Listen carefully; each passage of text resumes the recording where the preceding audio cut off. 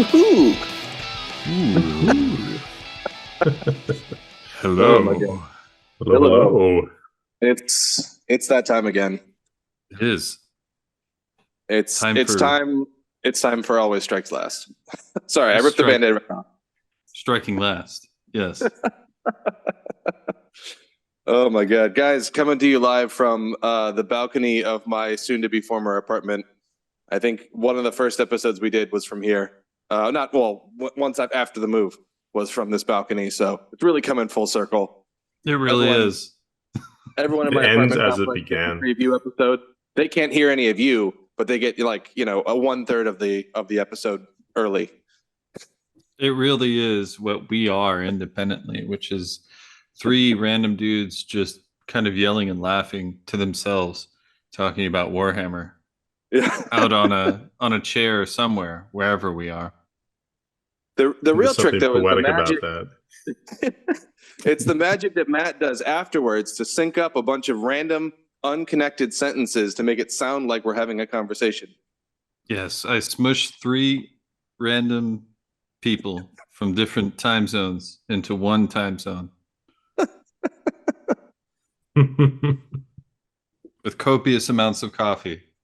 Yeah, that is I think probably the trick. Oh man. Well, let's get right into it. Speaking of coffee, could use some more of that. I'm back from the East Coast of the United States where Jack and I went to Everwinter. And how was that, gentlemen? So much fun I saw. You know, And it heard. was pretty amazing. I don't mean to brag, but between Miles and myself, we might have gotten 6 wins in a 5-round tournament.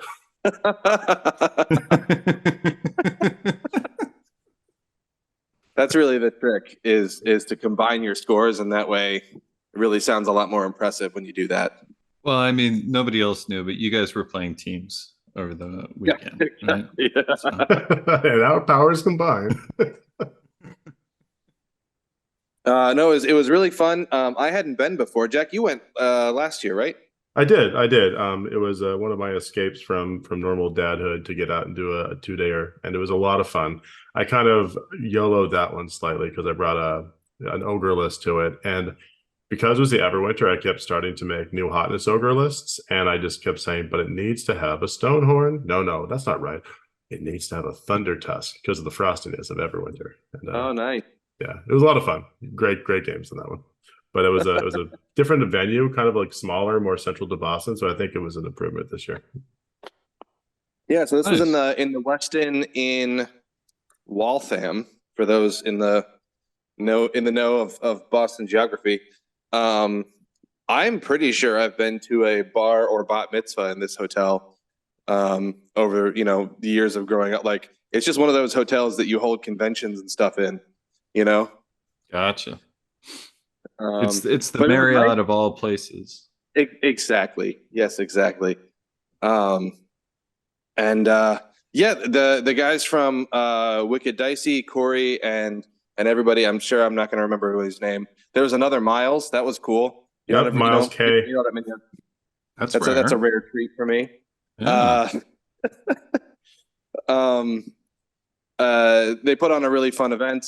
We didn't even get to check out 90% of it, honestly, because we were just so focused on what we were doing. But there were narrative events for Age of Sigmar and 40K. There was some D&D events. There was Warcry. There was Kill Teams.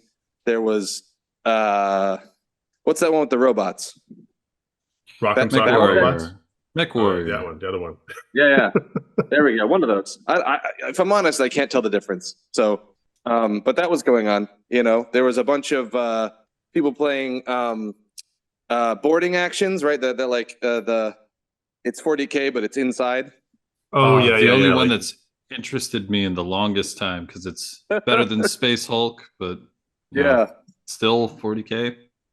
Yeah. It is neat. I mean, the idea of being in the ship's quarters, that was like that whole arc, right? Like with all the specialty books for them last year or this year Yep. earlier. Yeah, that was the only thing I really bought from there was just to be able to play that because it was like Zone Mortalis for Yes, exactly. Horus Heresy essentially. Oh yeah, Um, I do want to take the opportunity to give a shout out to the organizers of the Everwinter because yeah, Corey McKinney, like Miles Kovaric, Brad Bittler, everyone else involved in the Wicked Dice team was doing it. It's just gotten better and better every year, and I thought this was kind of a new high water mark for them. So huge hats off to them just in general for their Nice. efforts to make this like one of those premier like tournaments to go to every year. And it has definitely become a murderer's row, like a who's who of whoever's doing something in ITC, it feels like, or abroad. We even got an esteemed member of Team Ireland in this year. I know that was pretty exciting. Hey, how did you guys drag him across the pond? I know. Well, it was a good Venn diagram of my dad's birthday was the same week. And so it was a good like between holidays time to visit everybody. And it all came together in a way that made it all happen clearly. Oh yeah. Good times were had. Yeah, but so anyway, it was a really excellent event and was kind of more than I was expecting, which is not to say that my expectations were low, but they absolutely this felt like I was at something that in like 2 or 3 years time will be an LVO scale event. You know what I mean? Interesting. That's cool. Like if you guys just keep going like this, like it's going to be, they had badges and signposts. We were taking up like 4 or 5 different halls and across the hotel. So you were just wandering back and forth through the hallways. There were vendors. It had all the bells and whistles. Exactly. And just a couple years ago, Miles, it wasn't nearly that big. I think the first one, like a number of years ago, was up and up battlegrounds. And it was just, in the background like a normal tournament. And then it's just progressed to become, more and more of a thing. So it's all the efforts those guys put in. And this year, even the AOS alone, to say nothing to the attendance of the other events, was like over 110 active players, even after the drops. So that is getting to those levels. That's I think there was excellent. me and you and 110 other players playing Age of Sigmar for a whole weekend. Living the dream. So you're saying the player count was 112? I was, if you were following along and doing math. But you misunderstood, Matt. We were the stars, and they were the Yes. Yes. No, they were the others.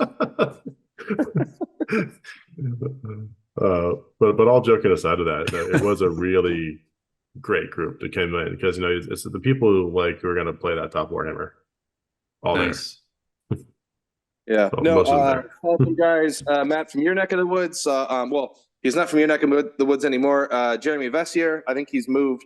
He's not in Portland anymore. But some of those guys from Portland, Ben Smolier and Alex Gonzalez, and somebody else whose name I'm forgetting right this second, but recognized him too. So that was fun to see those guys.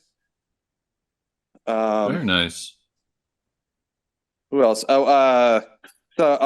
ran into Owen Jackson from my side of the pond. Mm-hmm. So that was pretty cool. Yeah, and it was just a ton of people. I saw some people from Team Canada, a bunch of the Tough Crowd guys, obviously a bunch of Wicked Dicey guys that within their fun new baseball shirts. I really enjoyed those.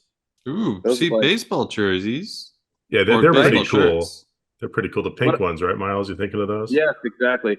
And you know what I really liked about them is that they were button up, so you could wear them open if you wanted something a little more breathable. Because I do find that the AOS jerseys are pretty sweaty.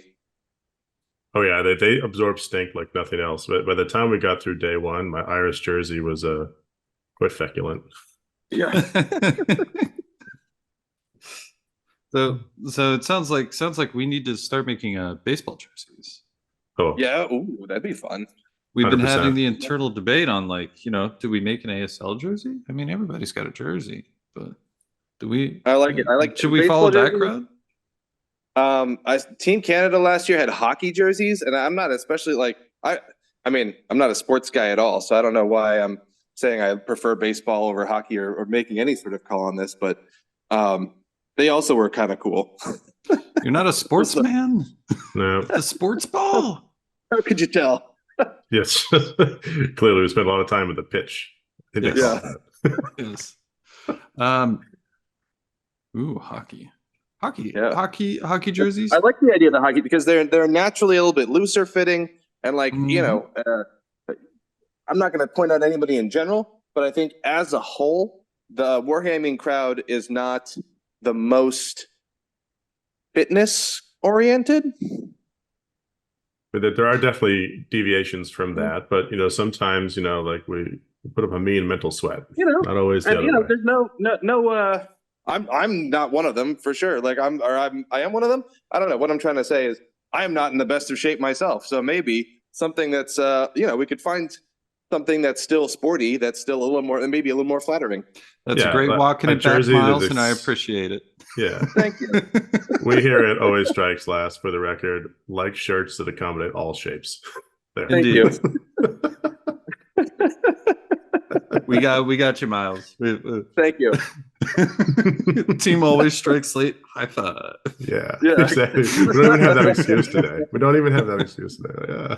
Exactly. Whatever shape you're in, we're on it. There we are. That's right. Oh my god. Okay. Oh my god. All right, back to the topic at hand. Everwinter. So we showed up at the event. So far, so good. Jack, do you want to talk about? Well, I guess you guys. I missed last episode. I caught little bits and pieces, but you guys went over the list, right?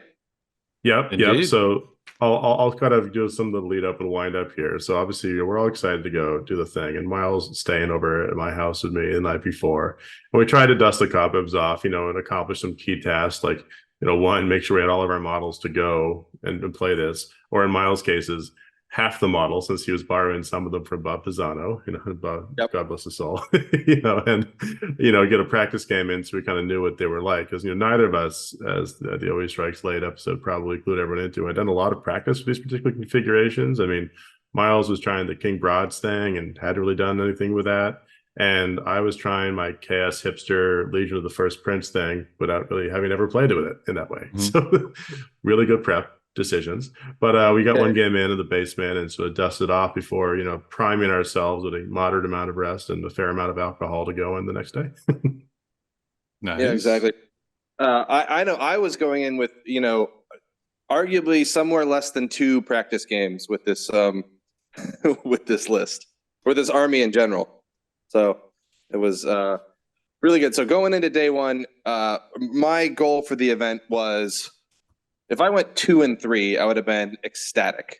You know what I mean? Like I had no expectations for how this was going to go. That was, just, given the amount of like effort I had put in, I had, I felt like I didn't deserve very much. I mean, Makes sense. it's a fair mental state to come into. I mean, a lot of your strategic decisions were, is it already in my basement? Yes. Accessible. Which, to be fair, are very strategic. So yeah, I mean, it did save a lot on the hassle factor and the shoulder. So that was smart. Exactly. Though I do think King Broad, a particular stomp is cool and has a lot of play in it. So it wasn't like you were trying to go like the worst thing on the planet. So no. reasonable. And I just picked a net list because I knew it would be, halfway decent. Fair enough. I was like, I don't know anything about this army. Let's just pick what the internet think is good, and I'll just roll in with that and see what happens. So that was your mental state. That was prep for day one. Yep. I guess my expectations going into it were, there's certainly the dream of like sort of showing the world that Legion of the First Prince was brutally overlooked, but functionally I felt like I am not making the best decisions, since all of my successful practice games have been with completely different lists and sub factions. So I know the army, but there's some new stuff in here that I might just not be completely honed on. But I want to do it. I want to be a chaos hipster and try it out. So I was hoping for a 3-2, 2-3, maybe do better and like have a good day and do a 4-1 or whatever, or but we were gonna see. I was not expecting the world.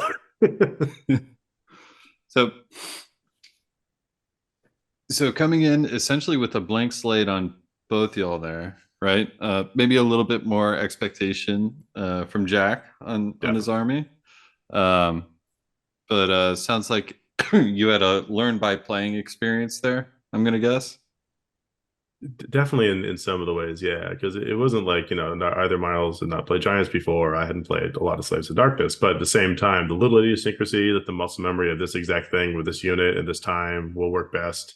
There were variations that hadn't been, repetitioned. Yeah. No muscle memory yet, so. Very little. Yeah. I mean, we got like that one game in. That was fun. Like we got to see you know, how the big hammers hit the giants in my basement. But I mean, that wasn't like, you know, a huge data set to go off of. Yeah, exactly. No, that was good because that was also my one practice mission of ice fields, right, which was going to be a day 2 mission. That ice fields and wizard towers were not in the Six Nations pack because it's a 5-round event and we play every mission twice, so we just picked 10 missions. And anyway, long story short, we didn't play those, so I haven't played those missions. Exactly. It's like, hey, new to me kind of situations. Exactly. No, I mean, it was good. Yeah. Oh, you're saying, sorry. Go ahead. Oh, I was saying, just that little bit of we set up. We played like 2 turns before we had to go out to dinner. Yep. But just that, like, okay, let's okay, yes, this is how the setup goes. You know, I've seen this at least once. I understand the distances now. I understand. I have a little better sense of like how easily I can move on to objectives or how far back I can afford to be. Like, so I think that was actually very helpful. Yeah, I thought so too. I mean, it was good to kind of go through some mechanics of mine as well, and I think on your side it was nice to say like, oh yeah, maybe this is a situation I would deploy a bit farther back, based upon the threat ranges and getting the most out of the littles and all that. But it was a nice kind of dry run. Yeah. Nice. So then, before we get into like how each of our games went, I just want to give a shout out to Jake DiBattista, who is a fan of the show. Came up to us before round 1 and was like, "Hey, are you guys from Always Strikes Last?" And sure enough, we were. So that's good. So he did that part, and and he ended up winning Best Destruction with his amazingly painted Gits. Oh, rad. So yeah, absolutely. So kick ass. Thanks for being a fan of the show, and hope to see you at an event in the future. Absolutely. We both had a chance to hang out with Jake a bit, and aside being an excellent player, honed through many episodes of listening to ASL, also all around great guy.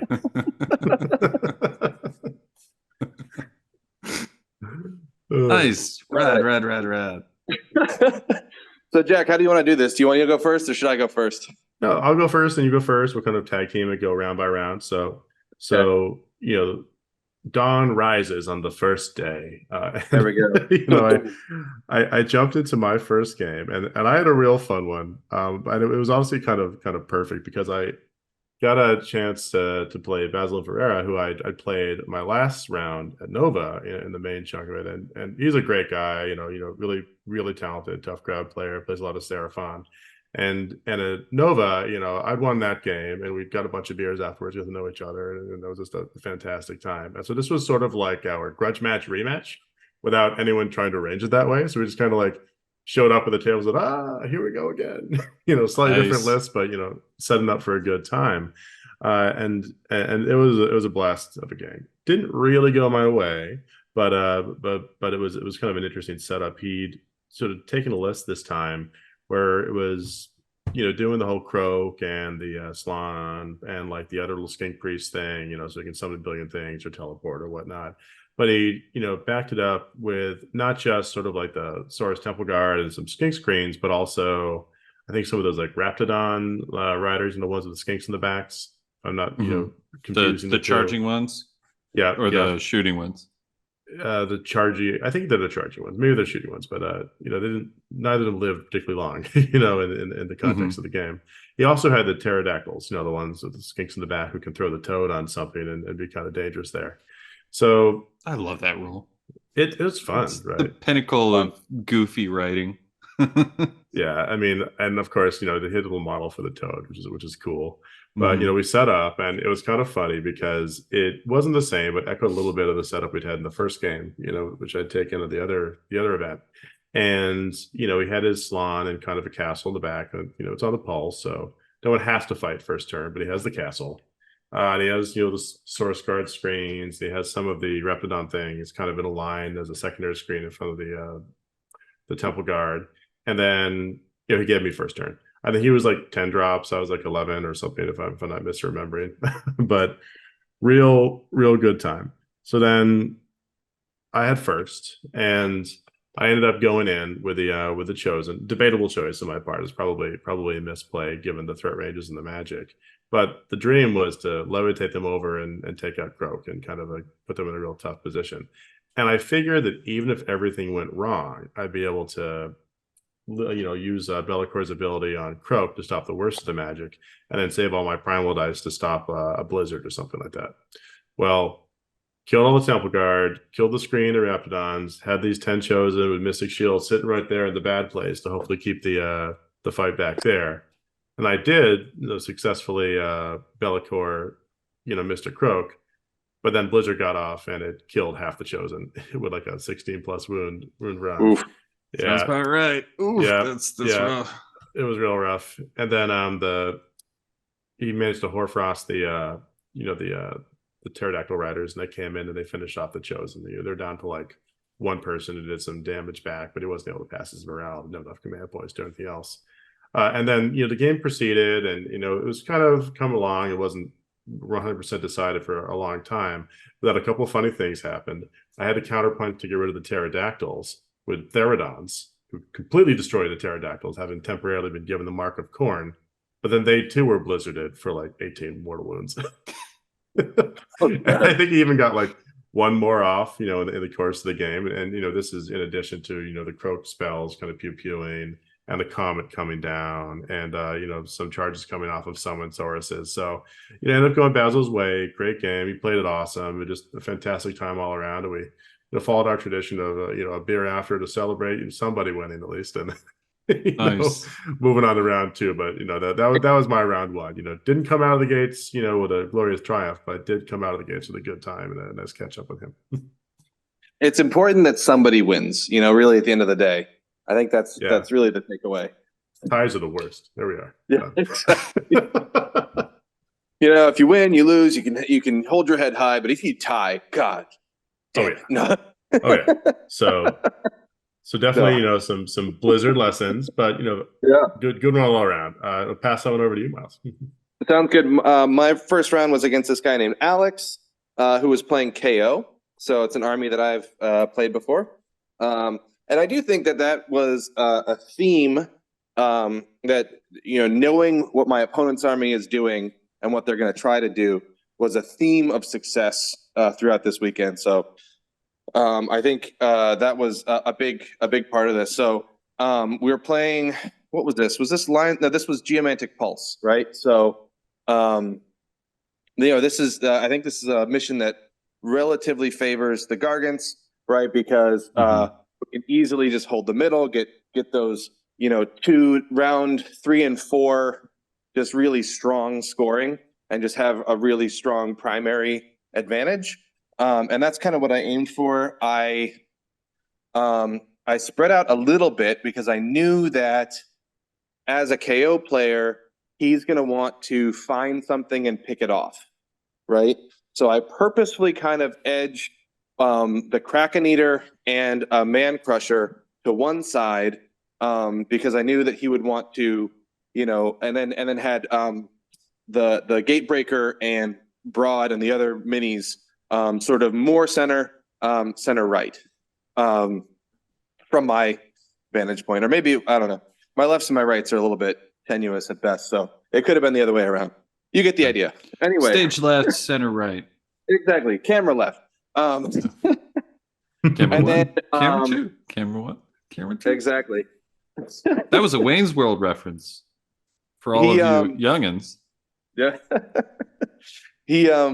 So he comes out and sure enough tries to pick off the Kraken Eater and kind of has a whiff of a shooting phase, which now so I'm feeling like, holy crap, he had a whiff of a shooting phase. Oh my God, this might actually work. So then I made, and this was probably my biggest mistake of the match, which is I'm going for surround and destroy because all of his stuff is on one side of the map, and that's not where the pulse is. But so I'm just like, let's throw the Kraken Eater on the edge, and then I can easily, spread out and take 2 other sides. And I charged the mini. He had a frigate with some Endrin riggers in it. I charged the mini into that, and I wanted to charge the Kraken Eater into that as well, but he didn't even after a reroll, he didn't make it. And so I ended up charging him into the Ironclad. which I was like, it'll probably be okay, you know, because he didn't take any. There was no Overwatch at that point because the mini had already taken that, and because the megas, when they do impact hits, it's to every unit within one. So the ironclad and all like little 6 units in there take D6 mortal wounds. So I was like, this will probably be fine. And he ends up wiping me in combat through a combination of the Admiral, the Endrin Master, and the Fumigators with their mortal wounds at the end of combat.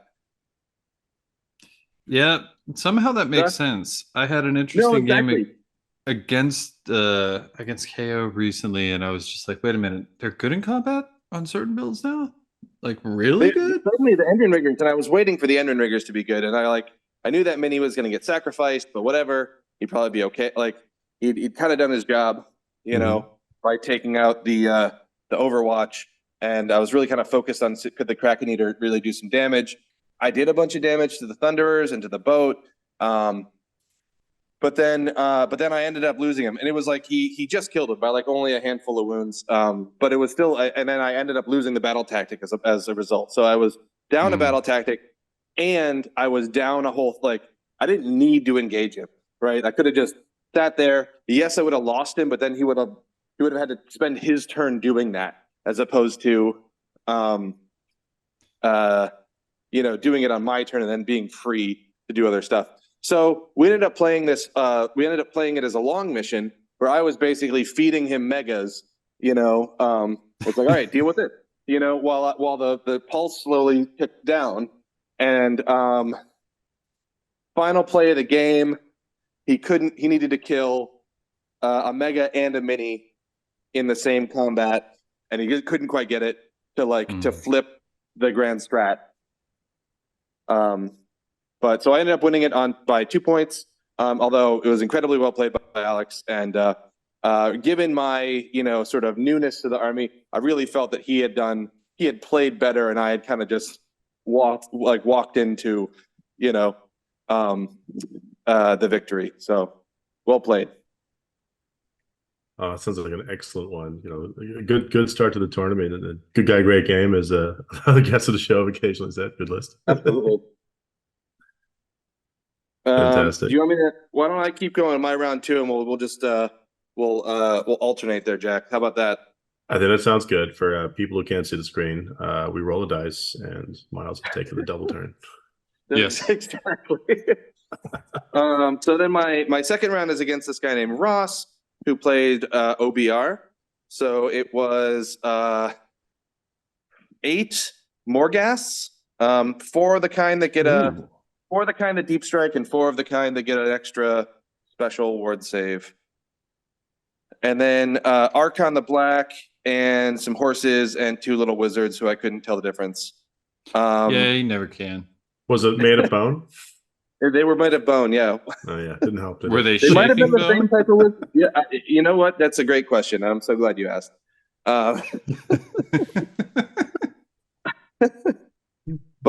this was on lines of communication, right? So 3 objectives in the middle. So you'd think Giants probably have an edge here, but I also think Bone Reapers have a strong presence here because they are hard to shift. So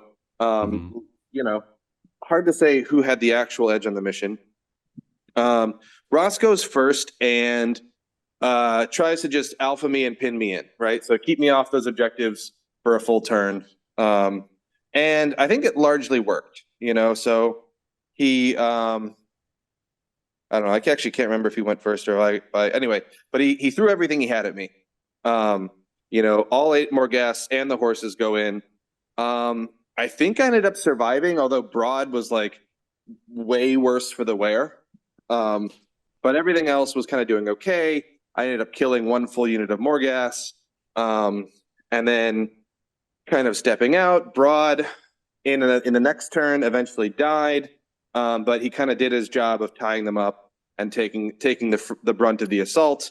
I was doing okay on primaries, and the lines of communication part really never came into play. Interesting. Yeah.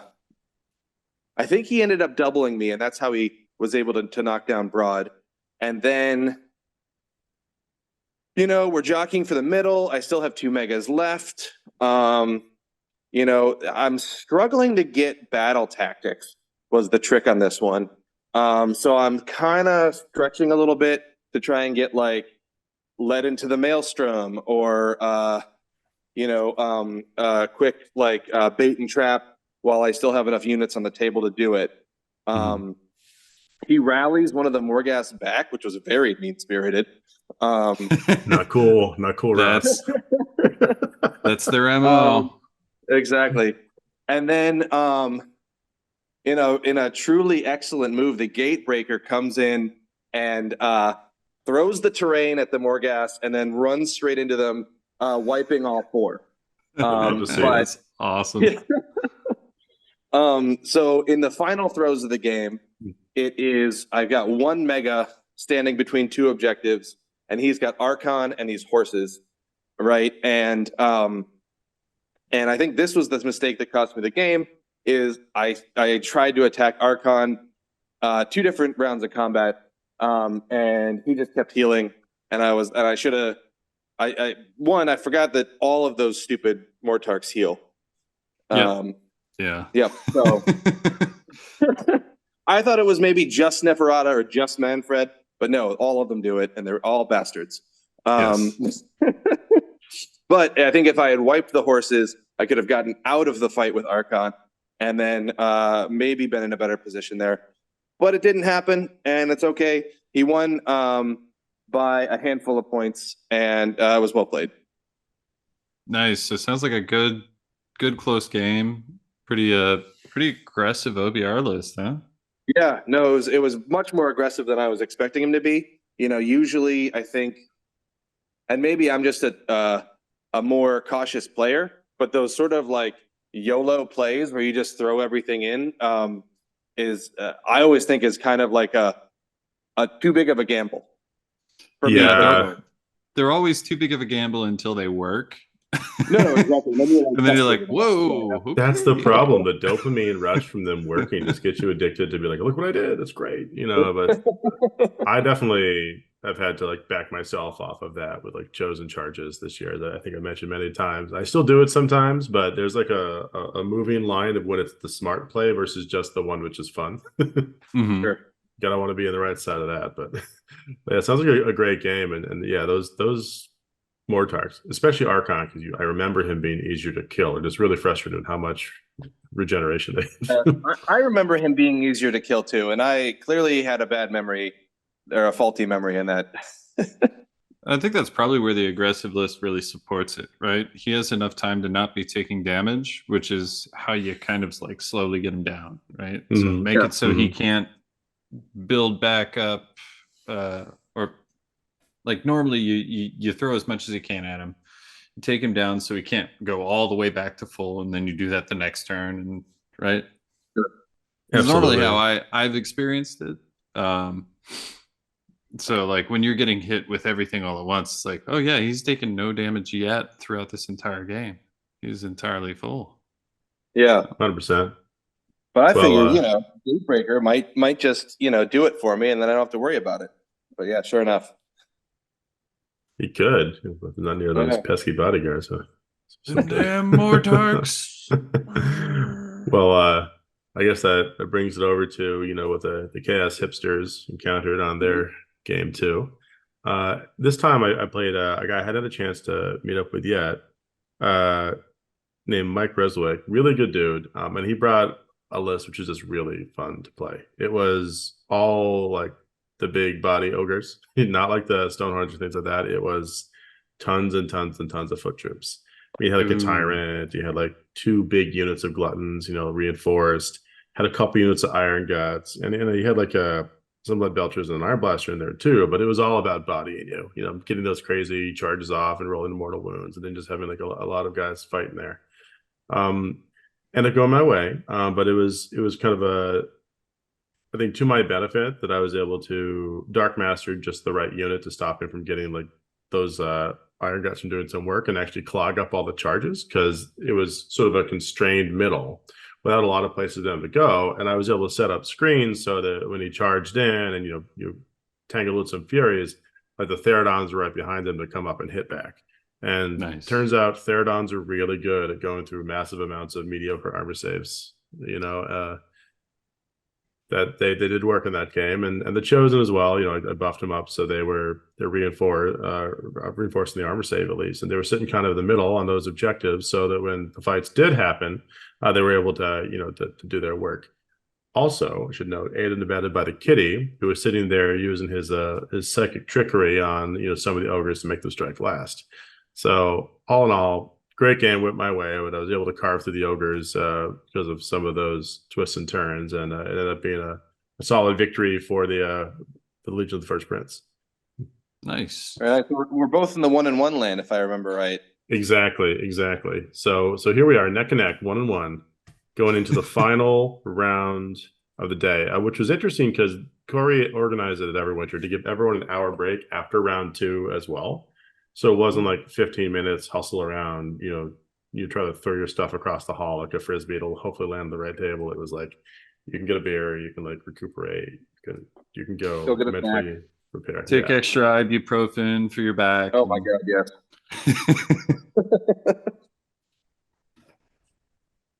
So Nice. so moving on to round 3. Yeah, exactly. I was saying there's a fine art to when and where to take your ibuprofen to keep you going on these events.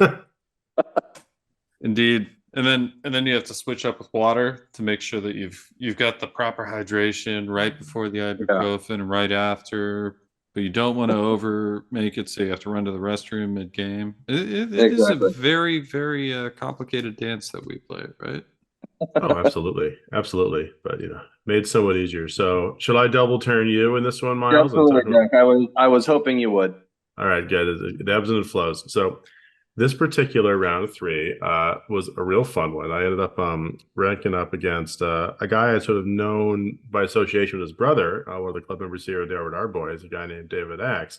I got to meet and play Daniel Axe, who has finally made the right choices and gotten away from that other game and started playing Age of Sigmar. Ah, the one that cannot be named. Exactly. So it was an interesting one and really an interesting matchup given the mission, because we were playing Nexus Collapse, right, Miles? So all the objectives are blowing up. You got to be cagey, and of course, luckily he's playing this really stodgy, hard to shift around the board, army which can't get places, called Camaraderie Overlords. Which would be the case, except they have boats. So he had this thing which was all about the Ender Masters, or Ender Riggers, I guess, and kind of shooting you or fighting you as need be. You had like Brock in there. He had like a Navigator. Had the Ender Master, of course, but then 2 blocks of 6 Ender Riggers and 3 others, all flying around on 2 frigates with some, gun haulers, as sort of an escort. So it ended up being a really cagey game for almost the entire game, because I didn't want to expose all my stuff for him to pick it off, or for that alpha charge that might actually hurt the big fight pieces, nor did I want to go above points and be in a situation where all the objectives I could reasonably get to or sit on were blown up with a boat gun line sitting there in the back field. So we were going back and forth on that, sort of not committing, until finally in round 3, I think it was, I was going to snatch my battle tactic, and I made a slight misplay where I needed to roll anything but a 1 on the cat to just make sure I got the battle tactic of intimidating invaders and have more people outside the deployment zone than others. And mentally, up to this point, we're talking Chosen in the bunker, unkillable, Therodon's a bit far back, people ready to counterpunch if commitments happen. Well, all of a sudden, I had to bring Bellicor, who was also tied up with their grand strategy, on a run outside of my deployment zone and my zone of control to get the battle tactic and have more outside than in, which meant he was able to do some stuff and with things aligning, hurt him or take it out or start the demolition process, and then things just went south. Certainly his 4-up saves were more the vaporware rather than invisible ethereal magic that you would hope them to be against some of the shooting that happened, and it worked out in his favor, so that at the end of the day, he ended up taking that one by a little bit. So it was a great game. 1 dice by a kitty? 1 dice by a kitty. Basically, if I hadn't rolled a 1 on the kitty, I would have kept the general and Bellicor far back, and the castle would have been much more intact in terms of these points he had to snag to both get his grand strategy and deny mine, I think I would be able to take it. But it was a very complicated game for both of us, given the sheer maneuverability and the fact it was Nexus collapse. So you had to be thinking on that extra layer to ensure you didn't put yourself in a bad position. And I just wanted to say that the whole event was a who's who of who's got converted carriage and overlords, and Daniels were no exception. He had really fun rigging on all of his ships. That's true. And he was even showing us later that night. He's got his ironclad has what is it? It's got a motor in it so that the fins like come out and animate. So he's working on like some really, really exciting and interesting conversion work there. So it was so cool just to say this. Yeah, like I mean, looking at that in action, like it's gonna be like a Da Vinci kind of like looking sort of motorization at the end, and I can't wait to see it in action once he's done that. So that was like really, really neat additions to the base boats, and it's really honestly just great to get a chance to meet him, and it's been you know him better, I should say, and to kind of see him kind of joining in the hobby here. So, Nice. Hopefully you're listening out there. Daniel, but great game, great time. Glad we had a chance to have our very cerebral training end to day one. But I thought that game was fantastic. Nice. So let's see. I got for my round 3. I walked up to the table, and I think the quote from my opponent was, "Oh crap! You probably know how to play this mission, don't you?" That's the best quote to walk up to. Right. Yeah. So this guy named Zach, and yes, he was really hoping that I did not know how to play Nexus Collapse. So, which I mean, fair enough. Like it's a mission that you can win or lose just on the mission, and it has nothing to do with your army. So it's very possible. So fair play if you can manage to snag the person who doesn't know how to play this mission. Like that's a huge advantage. So I'm sorry, Zach, it didn't work out. But then the other thing I think that was going in my favor was that Zach was playing Big Wa, which is an army that I've been playing really intensely for the past several months. So I had a pretty good understanding of what he was trying to do with his setup and what to expect, where the damage would come from. And especially, knowing that Nexus Collapse is that really long deployment, so I had all the time in the world to sort of, to wah and get a good position, and then, deal with the threats as they came. He played really well. He made the best of bad situations. He forced me to go up on points early. So I was coming to him, which was the smart move. And then was able to deny me my grand strat by teleporting some guys into my backfield using Hand of Gork. So very well played, but didn't go his way. And yeah. Also, apparently, Zach is notorious in his own gaming club for never scoring highly in sportsmanship, which I don't know if I've ever gotten my sportsmanship score. Like either you win best sports or you don't, and you never hear anything about it. So Yeah. I don't know what club is out here giving you feedback about your sportsmanship score, but Zach, I just want everybody to know Zach was terrible, and I hated playing against him, and he was the worst. Oh my God. No, excellent game, and yeah, I had a great time. And hopefully he did too. Oh, that's fantastic. Well, good stuff on that. Miles, I might double turn you for the last 2 games of mine just because I have some schedule constraints today, so I won't be able to stay on quite as long as we normally do. Go for it. Yeah, but just to set the stage, so here we are. The sun has set on day 1. The Chaos Hipsters are at 1-2. The Giants that emerged from a basement are at 2-1. Anything could happen. Everything's to play for. Exactly. So got up bright and early, came back. Fundamental rule of the thumb there. And then my first game for the second day was against a friend of mine from around here who I've played a few times before, named Rob Prasia, and he was doing the OC Bone Reapers. And this one ended up going my way, but we were laughing about it because, of course, it was ice fields. And this was a mission we'd actually played ourselves, like probably like a couple months prior around the Nova time. And he had a very similar army to then. And the name of the game was don't just try to rush the castle with Archon and all of the scary Mortis Guard behind the screens of ponies.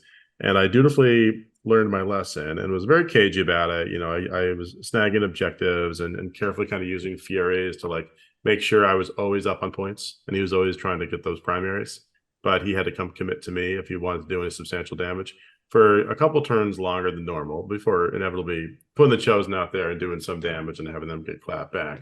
But once the dust had settled, you know, the plan had worked well enough to stay ahead and take the game. So, you know, we went and grabbed our beer and you know, the Legion of the First Prince was 2-2 for the day. Then, of course, the final round, I got to play some Nurgles. Great guy. I had a chance to, you know, see it a bit, named Scott Hawk, but who occasionally actually listens to our show. I think he mentioned to me. So hope you're listening, nice. Scott. But, you know, it was a real fun way to end the day. You know, he rolls up with, you know, all of the scaries, right, that you kind of would hope to see with Nurgle, you know, on the field. He had the Glockkin, he had like the Orgott's Demon Spew, he had Blow Spawn. But he was running this list with like a whole bunch of Beasts of Nurgle. Like a Sloppy Bile Piper, and you know, not honestly too much beyond that. So for me, it was an interesting one because I hadn't really encountered, you know, Nurgle at a practical level a lot, you know, since the new book. I think I might have played my friend Ryan once, but I hadn't encountered all of this you can't pile in shenanigans before. Mm-hmm. And I'd never seen the Glockkin's sort of countercharge Blightcreek ability. So it was very much a fighting around the middle and, you know, trying to get that moment where I could actually go and let my men fight, you know, against all the things. So, you know, had a lot of kind of moments where it could have gone either way. But at the end of the day, the Beasts of Nurgle did their job. They, you know, tied up and distracted all like the major pieces in the middle long enough for like the likes of the remaining and surviving Orgots and the Glockkin to hammer down the hammers. So it was, you know, it was a good game, but ended up being one I just couldn't quite get ahead on points, and so we ended up taking it. So a real smashing end to the entire tournament, but not the most astounding overall result for the for the Legion at a solid 2-3 end. Nice. Yeah, Jack, I remember we were talking about, because we were going through, they published the lists, and someone had gone through and like annotated all the lists with like the like one sentence version of what the list was. That's And right. That's right. We were looking through those, and I remember this one catching my eye, being like, that's the Nurgle list I would run. So it sounds like there's, you know, some fire under the smoke, so to speak. There is. I mean, it's interesting for me because, you know, he was such a pleasure to play, and it was so cool to see that stuff in action. But it kind of, you know, maybe this is a good topic for later episodes. But there's such a difference between something you've read about, a sort of conceptually have seen, versus something you've experienced in this game. So the first time you like, you know, get blown apart by warp lightning cannons, you think about them differently, right? The first time you can't consolidate in your big guy because there's an ability stopping you from, and thus it totally changes 3 combats. You know, that sticks with you. But on paper, like, oh, that would be good someday, until it's your day and it's happening to you. And that's when memory happens. But yeah, it was wonderful. And in your defense there, Jack, that sort of Nurgle build hasn't been around that long. You know, that's a relatively new invention for them, sort of responding to these sort of big mega threats that we're seeing, you know, like the Chosen or like Varangard or like Squigs, you know, on the board. It's like, well, if you can't take the punch and you can't punch back, then you got to use your opponent's momentum against them. You know, kind of mentality. So it's a very interesting build that's come around for them. Absolutely. I think it's cool, honestly. Like, I mean, obviously, it wasn't the most fun for the Therodons of the Chosen at different times. And certainly there were a couple moments where the right dice roll could have brought things back into the place they like to be. But, I just like the idea that this is a way that the army that they have can interact with the game and sort of like in a very nurgly way, like have these guys in heavy armor be maybe like up to their shins in muck and unable to get over there to swing their hammers, or just, kind of drained in that nurgly way. I mean, I'm always a big fan of stuff acting like the fluff, in the way the Yeah. rules are constructed, so that it plays out that way. And for better for worse, it was 100% that. Nice. Nice. Okay, what was my round for? So, speaking of Nurgly, right? We'll go into my round four real quick, which was against Skaven, back on the ice fields.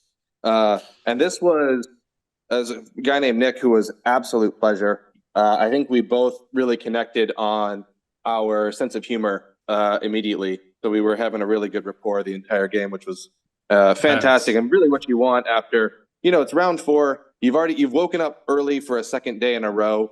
You're tired. Your back already hurts. So it was really good to just go into a game where I was just, no matter what was going to happen, I was excited. I was excited to be playing this game. That's a great place to be in.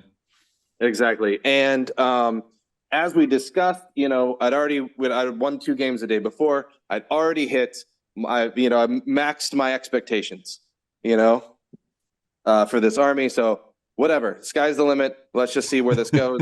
And this was kind of a complete wild card game for me because, like we said, it's ice fields. We'd had that one practice with Jack. It's Skaven. I don't see a lot of Skaven, especially this sort of, he had kind of a mixed arms build with 3 warp lightning cannons, a doom wheel, 30 units of 10 clan rats, the plague furnace with 10 bodyguards, and then had this really cool not Warcry, Underworld's team, where he could prey on an objective, and then as long as those 5 guys were sitting on it, it could not be contested by anyone, which for Giants is like our one big trick. So I love that ability. That's so cool. Yeah, no, it was really fun, and really like painted a target on their backs. So that was like, okay, well, you kill you guys first. Cool. So yeah, let's see. I deployed pretty far back, sort of remembering our practice game there, Jack, wherein it's a mission where you're deceptively close, right? It's an 18-inch mission. And so it's like, yeah, I can afford to hang back. There's a lot of objectives on my side of the board. I don't have to worry about it too hard. I can casually score 4 points in the first turn without really working for it. Yeah, you need to go slip in the ice. You can sit there and get your points. Exactly, and knowing that largely I outrange him in terms of the shooting. So we did that. I can't remember who took first turn. I think he must have gone first because I then stretched on my turn and ended up in a position where I felt like I really needed to take the double turn, right? So, and part of that was things weren't totally going to plan. I threw a rock and it did nothing, or I threw some terrain, it did nothing. I wasn't, his plague furnace had a really good shrug onto these storm vermin. My little pot shots onto clan rats would just keep coming back. Everybody's ignoring battle shock. Didn't like anything that was going on, right? So I took the moment to take the double turn to just charge everything in. I didn't know it when I charged everything in, but I was like, look, I just need to go for this. Again, already set all my expectations. I don't know what's going to happen. Let's just go for it and see what happens. And so it was a big gambit, but it absolutely ended up paying off. I was able to smash into his lines. I cleared out a bunch of clan rats. And then the thing that I had done, which was, I think, pretty pivotal to the game, was I'd kept a mini all the way back, and every combat round, he was trying to roundhouse kick the gnaw to smash interesting. it. Right, and then I ended up throwing the second gnaw later in the game. How do you throw a hole? Great question. You know, I'm so glad The you asked. visual imagery in that is amazing. I'm just imagining like it flying through the air and Ratman were trying to go through it, spilling out from like 15 feet up. Um, so that was pretty pivotal because it really reduced the amount that he could jump into my backfield and take objectives back from me. So even though there was a lot of back and forth between the two of us, I had a couple megas hanging on, and they were able to sort of just like tap dance between 2 or 3 objectives and sort of really keep the amount of primary points he was scoring to a minimum. And that was really the mission for me. He made a play for it in the end. He needed a double, probably 4 into 5, and he didn't get it. Maybe it was 3 into 4. It didn't matter. And then in the end, I was able to kill his little rat on a bell to stop his spellcasting savant, and murder the final unit of clan rats to get my grand strategy for that lovely 6-point swing. Interesting. So he didn't crack the bell at all? No, it wasn't a bell. It was a plague furnace.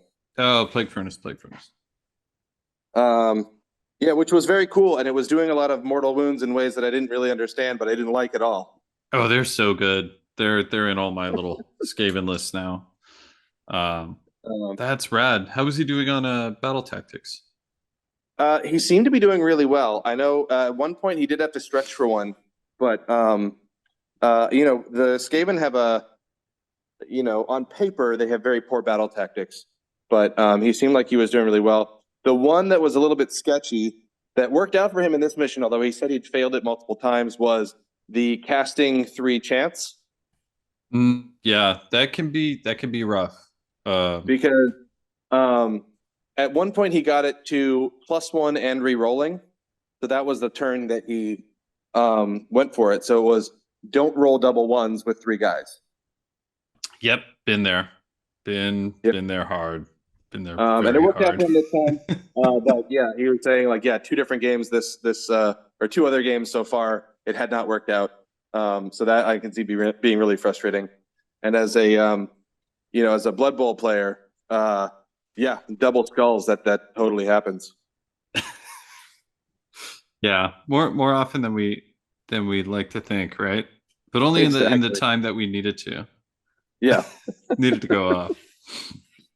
So that was a fantastic game, and put me on a solid 3-1, which was again vastly exceeding my expectations for this whole weekend and into the last round, where I played a fellow named Sean, who also, unfortunately for him, was playing Big Wah. And he had a list that was a lot more similar to my list. So that was really interesting. And I got to see how he was playing it. And that was really cool.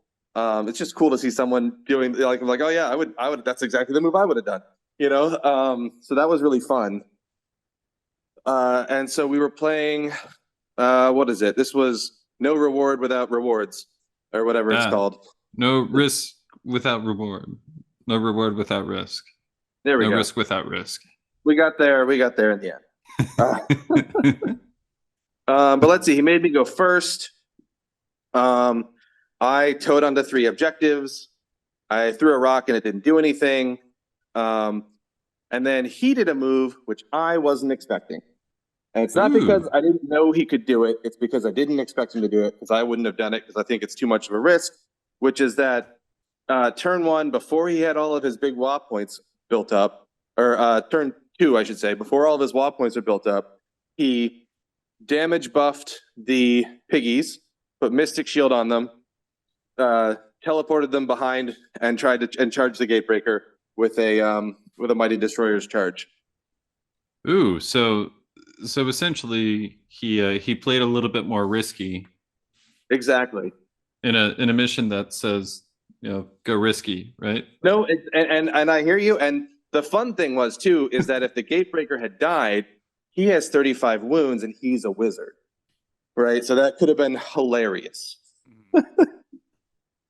But But the Gatebreaker Just- didn't die.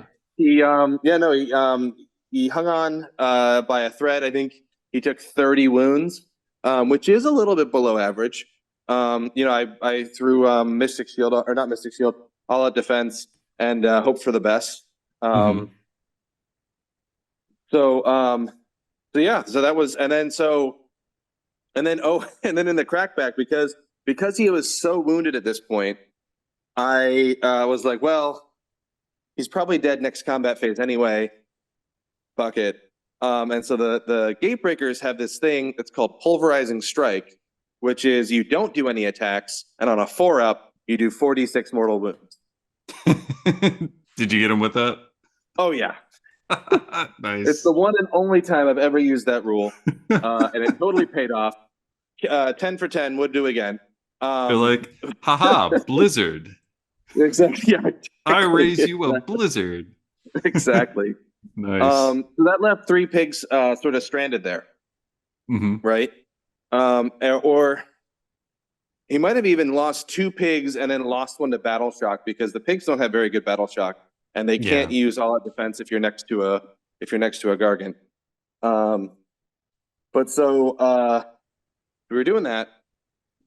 He then really felt like he needed to take the double turn to save those pigs, and I think that was a big mistake for him. We talked about this afterwards, right? Because the pigs were really the only thing in combat, and because he needed to swing with them first, he really couldn't afford to throw something else into combat, right? So even if he did get all of his buffs up, it was just going to be 3 pigs swinging. Yeah. Right. So I was able to Finest Hour, the Gatebreaker, and then all out defense on top of that. Yeah, so I don't think he did any damage. So you kind of had and- that like deer in the headlights kind of feel. No, exactly. That And you well, can and get with also- the giants there. Yeah. And because also he was losing the War Chanted damage buff on them, right? So now they were single damage attack, right? So even if one of them went through, it wasn't a big deal. That ended up going my way. I think I killed 1 or 2 of them in response. This was just through regular attacking. At this point, I was like, well, kind of whatever, Yeah. we'll do a little bit of damage. If I have to shoot myself out of combat later during my turn, then I shoot myself out of combat. And I think that was the big mistake that probably cost him the game, because it was such a big momentum swing, Whereas if he had just let the pigs die during my turn, then he could have come in, without worrying of my double turn, with buffed up brute, buffed up ragers, buffed up ard boys. He had lots of tools, but he anyway. But it was a great game, and he played well, and I think we had a great time. He had this great Hawaiian shirt with Darth Vader on like surfboards on it. It was fantastic. That's awesome. Yeah. I feel like that would be distracting in game because I'd be like trying to figure out like where to find that. Yeah. And, what other iterations of that shirt? Coolshirts.com or whatever. Mm-hmm. I don't know if coolshirts.com is a site, but if it is, we trademarked it. Yep. Trademarked now. That's how trademarks work. Exactly. We just That's say how it it and they're trademarked.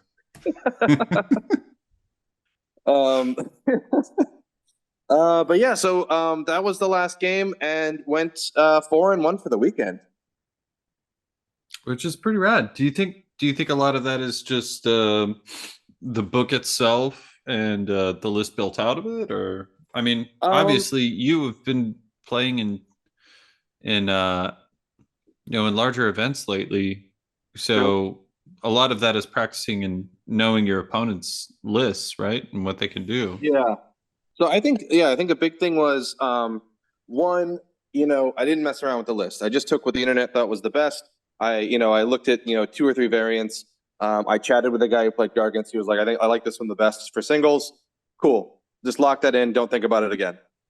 And then I do think, the army is pretty strong. I don't know that it's a 5-0 army. And I think I did get lucky in terms of the opponents I had, not that they weren't good players, but that they were playing armies that I knew intimately. Mm-hmm. You know, I played three players who had armies that I play.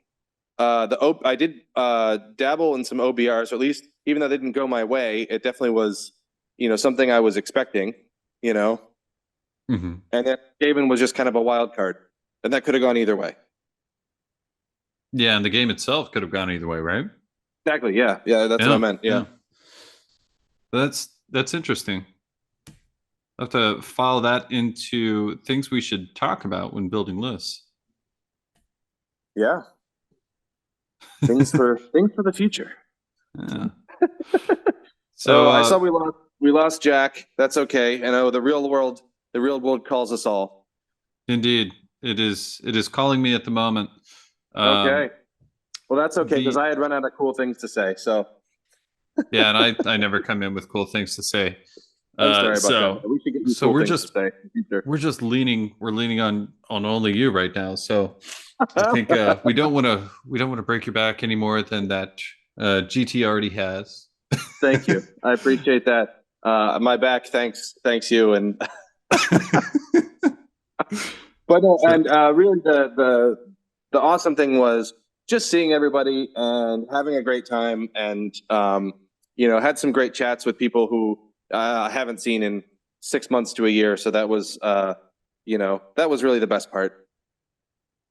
Yeah, and hopefully continues to be, right? That's kind Absolutely. of what ends up being the motivation for going to a lot of tournaments, especially. So especially these big ones, you're like, oh well, you know, yeah, maybe I'll do okay, but mostly I'm gonna go see, like, you know, there'll be some people there I know and some people who I've met a long time ago that I can catch up with, and you know, we'll relive the highs and the lows, right?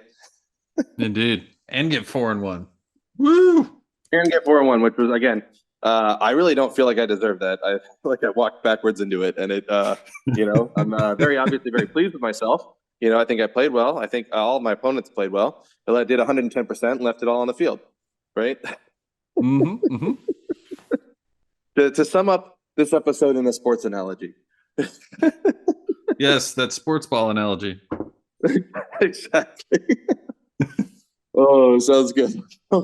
We should call it there, man. I think keeping going is only going to make this episode worse. So, I mean, it could, or it could get better as it gets stranger. It's weirder. Yes.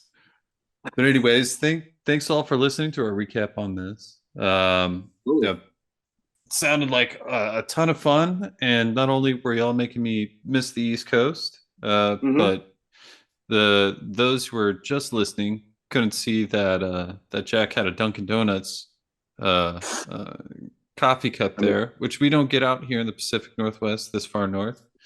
So now I'm just doubly missing it. Yeah. Like, geez. You know what? I didn't miss the weather though. It was friggin' cold the entire time. Oh yeah. Yeah, I took one look at a couple friends' posts. It was like, yeah, nope, not that bad. Not that bad. I can leave Dunkin' Donuts there. Anyway, so thanks for listening. Yeah. We'll catch you next time. The last word today, because I have no Jack to fight. Will you then? Damn. Where's the stop? Oh God. There's too many new buttons. There's so many new buttons now. We'll send them some feedback. Yeah.